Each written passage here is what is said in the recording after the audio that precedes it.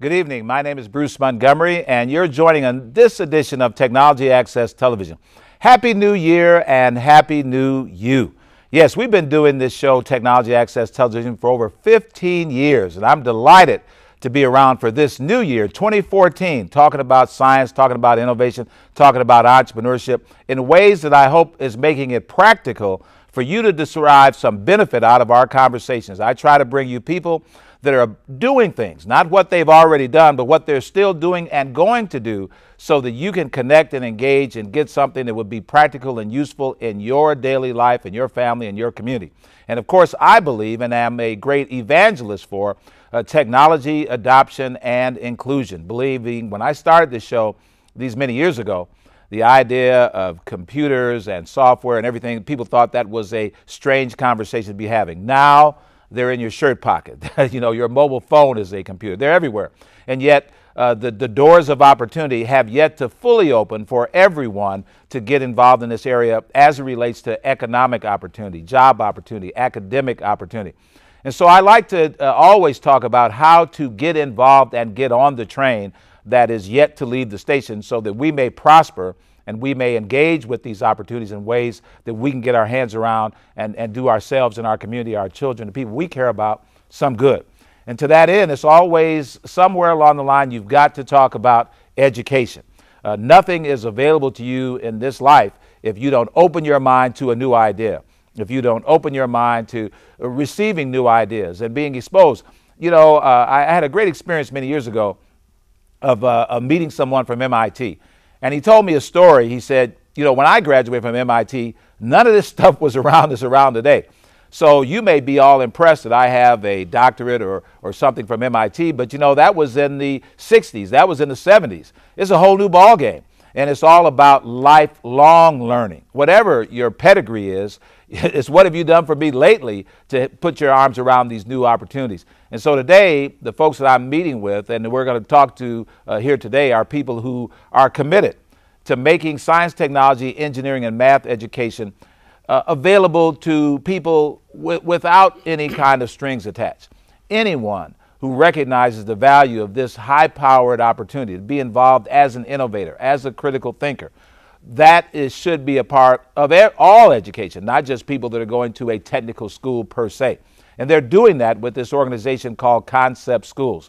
ConceptSchools.org was designed and developed from the ground up to be a difference maker in making the practical availability of STEM education available to students throughout this city and actually throughout this country.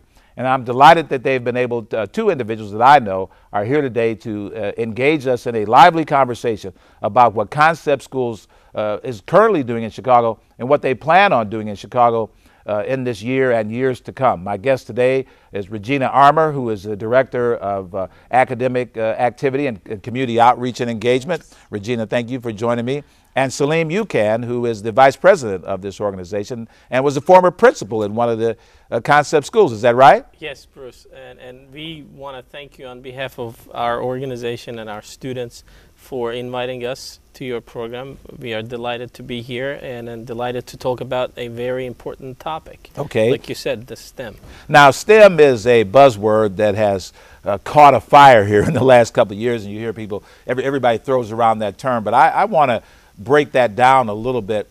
When you say STEM, and we know it's an acronym for science, technology, engineering, and math, but break that down a little bit. What does that really mean in terms of an academic experience at the elementary school level or the high school level? I mean, I think by training, I'm a biology teacher, so I studied science, you know, and it's all about the scientific method, you know, ingraining the scientific method and that approach in your students. So they don't have to be a scientist, but once they have that skill, they're going to use that for anything else that they do in life. It could be business, it could be, you know, technology. So ingraining, you know, how I can gain knowledge and use that knowledge to solve problems, how I can, you know, produce hypotheses and then try things, and in order to solve the problems that I am dealing with. So ingraining that attitude and skills in your students. Second thing, I think it's all about making it related to the outside world, because when you look at the outside world, STEM is the future. You know, even, you know, I'm going to quote President Obama on that. He says the future of our country depends on how we educate our kids, especially in science, technology, engineering, and math. So once you make that, you know, relation to the outside world, so regardless of what the student learn in the classroom, they're going to see that, okay, this is about, you know, technology, this is about science, this is about engineering, building things, you know, innovation, entrepreneurship that you talked about. Now, Regina, you come from a family of great educators, and you're a career educator.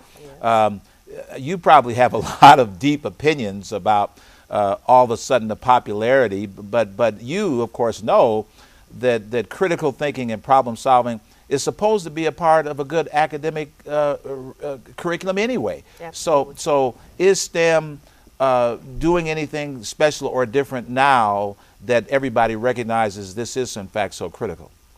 Well, I think it has gained a broader audience, because I've read about STEM, just keeping up with the research literature over 10 years ago, and I knew it was a nationwide focus.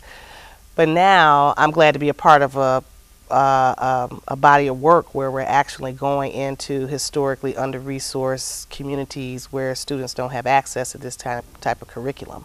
I've actually had the opportunity to teach in a suburban school district where this is kind of the norm, but not in the communities that I have been brought up in and have been used to teaching in. And so that's why this is so exciting, is because now kids who wouldn't ordinarily have any access to this now are being immersed from, like you said, from kindergarten all the way through 12th grade. So what does the curriculum look like if somebody were to say, okay, let's peel back the early years of education? So we look at kindergarten, first grade, second grade, third grade. What's different about a STEM-oriented curriculum during those years that would say you're starting to plant the seeds for critical thinking, for scientific method, for understanding of the principles that are laying the foundation for what's going to come for the rest of their lives? Sure, but before that, I want to, you know, piggyback on what Regina said. I think STEM has always been important in our country here, but the reason it's getting traction in the, you know, in the recent years, because we are falling behind in those areas. But we've always been, America has always been the leader in science, technology, engineering, and math. Only until recent years we are falling behind, and that is tied to the K through 12 education. You know, students not getting a strong, you know, K through 12 education so they could go into those fields and be successful in those fields. Even it's at the level that our national security is at risk. No question about it. That we cannot find our own engineers and you know, technology people that we have to hire from all over the world. Well, and to Regina's point, unless we start to do a job with a diverse audience, women are so critical. You know, most educators recognize that, and it was certainly true, I remember growing up, you know, the young women were always good at math and science. No. And most of us were trying to cheat off the girls. Like, you know, what do you got over there? Trying to work on our different projects. And so what happens, though, is at a certain point in time, the way the game is played in schools, it discourages girls from continuing with those kinds of disciplines. And the same thing is true when it comes to minority students, that many times the opportunities that exist in urban areas don't allow them to continue studies that might focus on some of these things. So America has not done a good job of making a equal high quality scientific and engineering education available to all of its students. And now, because what's happening is students come from all over the world to go to these great schools. and they used to stay here. So when they would come from India, when they would come from Japan, when they would come from Korea, they would go to these great schools, and then they would stay here and work for GE or Boeing or McDonald's, Douglas, or whoever. Well, now they come from these places Yes. and go back home, Yes. because the opportunities may be greater in their country of origin. And so when you go to at the college level, and you look at who's enrolling in these biology and science and these kinds of areas, a lot of times you see a lack of Americans of whatever color participating. And so that's why it's so important that we level the playing field early so that people can actually compete, because like you say, when they're going to these higher ed schools, they're competing on a world stage. Absolutely. When they go to a Purdue, a U of I, a U of Chicago, Northwestern, what have you. But yes, and they also compete with the best of the best from these countries. That's I mean, correct. you've seen the statistics. India has more gifted students than the total number of students we have in school. Yeah, when you have a billion, billion two people, it's not so, hard to have a whole So lot. our kids are competing with Yes. the biggest gifted students in those countries. But what you just said, I think, is tied to what we do in school in terms of the curriculum or in terms of the culture that will, counterattack that problem. So what we do, we start exposing students to technology and science and math early on. So our kindergarten students, for instance, everybody does a science project. And then they work on it with their teachers, with their parents, and they present it to judges who come to school, volunteers from outside, not to their teachers, but other professionals coming to the school, and they start presenting, they start problem solving early on in kindergarten, and then they start learning those technological skills early on. They have separate computer classes and technology classes that are taught by experts. And this is first, second, third grade? This is like I'm talking about kindergarten. Okay. Kindergarten students doing science experiments and explaining, presenting that to the judges. Now is this a private fee-based school, or is this a public school where students, just like they're going to any other public schools, can walk in the front door, take classes, and their parents don't have to write a bunch of checks? This is a non-selective public school. Okay. It's a public charter school. It's open to any student who's interested or any parent who's interested in coming to our schools. But the point I want to make is, I think it's more than the curriculum. I think it's more culture. Yes. Than the curriculum. For instance, I'm going to give you an example. We opened a new school in Chicago in McKinley Park area, and so the school has been around for only 4 months, but the school has an all-girl robotics team. And these girls are like celebrities in the school, because there's so much recognition and celebration of as there well there should be. Yeah. Right. So that is the culture in the school, promoting success, promoting being smart is the coolest thing you can be in the school. Involving in robotics and winning an award in the science fair is the best credit you can get. So building that culture in the school that promotes going into STEM fields, building that culture that promotes being smart and successful. I think that has a lot to do with that, as equally as the curriculum. I would agree 100%. And sitting here listening to you, I think there was a great movie several years ago. It was called Stand and Deliver. And it was about, I think, Jaime Escalante, who was this teacher, a math teacher, who took inner city students and developed them to the highest level of math excellence. And I think those are the things that what we need are communities that rally behind those types of stories, that prove that with the right coaching and curriculum and curricular and extracurricular activities, students from all walks of life can compete at the highest levels, no matter who they're put up against. And I've got friends from China and Korea and Japan and India, and many of them tell me that no matter how much we are impressed and intimidated by kids that come and get perfect SAT scores and perfect ACT scores and all like that, there still is a way of thinking that they don't have. In terms of creativity, in terms of different approaches, how they go about problem solving. It's one thing to have gone to school 12 hours a day for all of your life, and still be focused on a certain strategy of how you approach problems. But it's another thing to think out of the box, to be creative, to think on your feet, to think in multiple dimensions, to have a different way of looking at skill sets. So we don't have to be overly intimidated that we just don't have to stand a chance. We have to bring more people into the experience and allow girls and minorities and African Americans, Hispanics, people of all types to come together and learn how to work together. Yes. And so that's what's so wonderful about the robotics activity is that, like you mentioned, teams competing and being successful in those arenas. And that, you know, tapping into such skills in students has nothing to do with, you know, their color, That's right. their economic status. It's just exposing students to those opportunities. The same team that I mentioned, we have 3 schools in the city of Chicago. So one of them is Chicago Math and Science Academy up north in Rogers Park. Okay. It was the school that I was the principal of, and it was founded in 2004.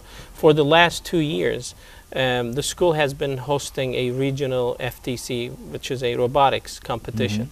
It was the first time this competition was being held in the city. In the city, period. In the city, period. And not in Schaumburg and not in out in the suburbs somewhere. And then, so the same students, same all-girls robotic team, and some of them are, you know, Latina girls, and their parents barely speak some English. But they were competing with teams from Latin school, teams from Barrington High, you know, high school. And they held their own. And they held their own, and they got the best rookie team award. So how many students attend your school on the north side? We have 600 students. It's a 6th through 12th school. Okay. 600 students. There are about another 800 students. And most on of the those waiting students list. come from how large a territory? About 80%, 85% come from the immediate Rogers Park community. Okay. But we do have students coming from all the way from South Side. Okay, and then the school in McKinley Park, what's the name of that school? It's called Horizon Science Academy, McKinley Park, and we opened 2 schools this year. So HSA McKinley Park, we call it HSA. It's a K through 8th school, serves 220 students, but it's going to be a K through 12 school. So eventually. it's a K through 8 school now.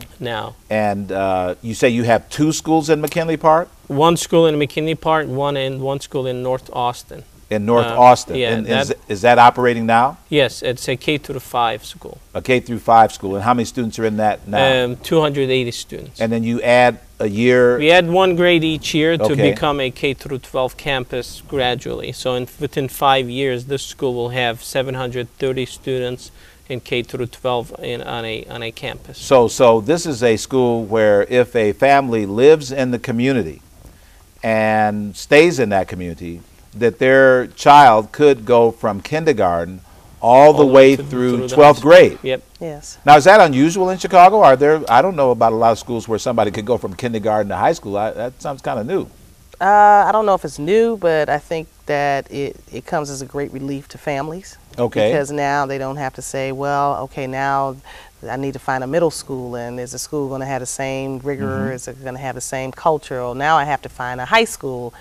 What's going to happen then? And the student has to make that leap from one culture to another, and a lot of times, sometimes the schools don't match. Okay. And in the STEM, while STEM is important and rigor is important, like Celine was saying, you have to have that culture that supports the learning of that.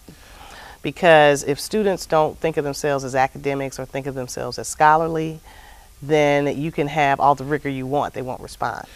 Well, you're exactly right. And also, there has to be a certain skill set with the faculty that creates this. And so, again, it's important. We've seen a lot of different things happening with who is teaching these days. We have a lot of, now you have a strong academic background, classroom background. You come up in an education family, but you have a lot of people in classrooms today that weren't planning on being in classrooms. True.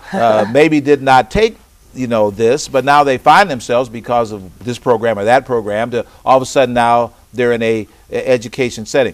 What are you guys doing to make sure that you have the right talent in the classroom that wants to be in the classroom, not for just 5 minutes or a year or 2 years so they can meet an obligation, but are really passionate and committed to bringing this kind of skill out of these students and staying with students as long as your schools are able to stay with the students? Yeah, I mean, Well, first it starts with that whatever it takes attitude. That's like primary number one. We do have a very technical process, and I think Celine can speak to that. yeah, I mean, just a couple of things. One of them is the content knowledge is, of course, very important. And unfortunately, you know, there are a lot of teachers come through, our door that applying to teach in our schools do not have that content knowledge. I'll give you an example. One of our principals from Michigan, he shared this experience with me. He said he interviewed about 10 math teachers, and he asked them a couple of 8th grade math questions. And he said 7 or 8 of them could not even solve an 8th grade math question, which was taken from the state test. You know, it was on the state test of the 8th grade students. So we pay close attention to the content knowledge, especially in math, science, and technology. You have to have those skills. Do you have something, not to cut you off, but do you have something that correlates to continuing academic development? So that, okay, you may bring somebody in that meets your basic levels of competency, and you believe, okay, he can do the 8th grade math test and all like that. But are you, over the next 1 to 2 to 3 to 4 years, supporting that teacher, getting additional exposure to, because again, as fast as things are moving, a person may come in the door in 2014 with a certain skill set, but by 2018, 2016, they need to know some new stuff along with that. Are you engaged in ways to allow your teachers to get that ongoing academic refinement? We are. We have a pretty comprehensive professional development plan, and which is usually need basis. And then when you say need basis, the needs may change from year to year. Like, for instance, we may focus on a particular skill this year, but next year we may focus on a new skill that may be related to technology. But through the system that we have, we make sure that technology in our schools are a couple folds. One of them is the equipment. We make sure we have the right equipment in the classroom. Second, we make sure that teachers use them. So if teachers need training, to use the technology equipment that we have in the schools, they're provided such trainings. We even have, we've embedded this in our organizational structure, that we have a full-time technology coach in the schools who does nothing but providing technology support to the teachers. So not just keeping boxes and servers and networks operational, but sitting down with individual teachers and helping them incorporate the technology into their lesson plans and into their engagement activities. Yeah, helping them integrate technology in the classrooms and also monitor the integration of technology in the classroom. So this person just goes, visits classrooms, and if he sees that one teacher is not implementing technology, he takes the approach of, do you need help? Do you need any training? Can I provide that to you? If not, why are you not integrating technology as much as you should? So there's a monitoring and a support system available to the teachers. Let me turn in another direction, because in Chicago, like you mentioned, parents may not be all that aware themselves of the importance of STEM education. Maybe they don't have a background in this area. How can parents make good choices and have the information on which to make a good choice about taking advantage of a school like a concept school? What should they be looking for to say, if I'm thinking about sending my child here or here, why, other than the buzzword of STEM, what are some of the things I could look at in terms of results or track record or something that will say, I can put 2 and 2 together and this looks like it's a good option? Are there some guideposts you could give parents who are looking at these different options, some things to look for that are comparables, or things that they could say, why would I select this type of school to handle my child's future and destiny? Well, I think, first of all, STEM, like Salim has said, is the future. So if you are, as a parent, if I were, my kids are grown, but if I were looking for a school, I would be looking for a STEM-focused school. That's one. But also a school that the doors are open, School is welcoming. School is has community outreach activities. They have invitations to come into the school, to meet the teachers, to take tours. Some of the practices that we employ, so that parents really understand what they're getting into. And should there be the expectation? Right. And should there be a report card? Should you want to look at a couple of years of test scores and see how the school is tracking against state standards, against national standards, against how many people enroll in the school ultimately graduate? Right. Because a lot of these schools are cream skimming. You know, if they think a student's not going to make it, they get rid of them before it's time to account for that person on the books. So it looks like they have a higher than usual success rate because they're not helping the students that have challenges. They're saying, hey, the ones that cut it we'll keep, the ones that don't make it we'll boot. So we'll look like everybody's 80%, 90% success rate, but that's not really the case. So I'm just trying to find out, are there some things we could share with both students and parents, some of the telltale signs that they should look for to determine, is this a good academic investment? In terms of data that's out there, I think our state does a great job, and Chicago Public Schools does a great job in terms of providing access to the data for comparison reasons. For instance, if you go to CPS's website, you can compare schools and you can look at their data in terms of ACT average, in terms of, you know, Prairie State test results. So really the onus is on the parent to really dig into some of this data and do their homework. So again, that calls for a level of sophistication that they could go online and do this and compare some of those things.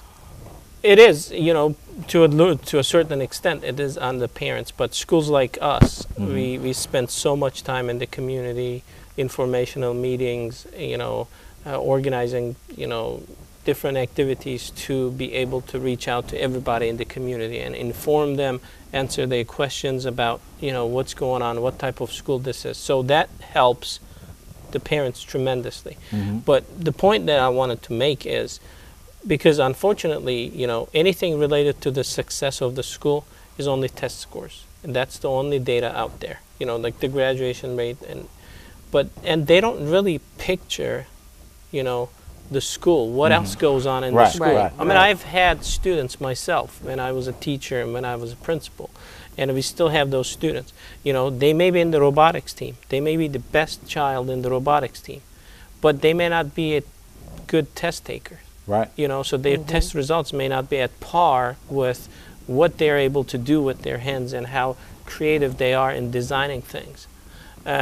So I think, you know, we need, you know, parents probably, you know, they need to go visit the school. They need to see what's going on in the school. Now let's talk about it in the short time that we have left. Concept schools, currently, like you say, you have a school on the north side in Rogers Park. You have two in McKinley Park. And are you planning more schools here in the Chicago area? Yes, we are. We are working with CPS, Chicago Public Schools, to open 2 more charter schools in the city.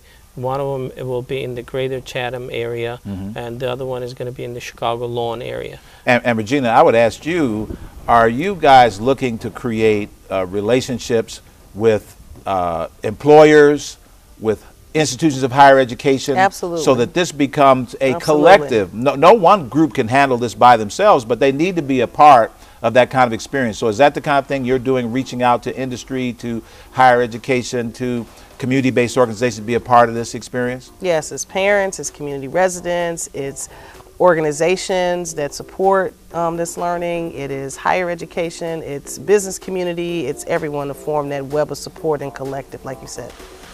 Well, I would encourage you watching this show today to do some of your own research. You can start certainly by going to conceptschools.org and seeing what these folks are talking about from their perspective, but more importantly, everyone in the community needs to take a role in academic achievement and outcomes. You know, you may not have a child in the game, but if you're a startup, if you're an investor, if you're a grandparent, if you're an employer, the only way we're going to get the kind of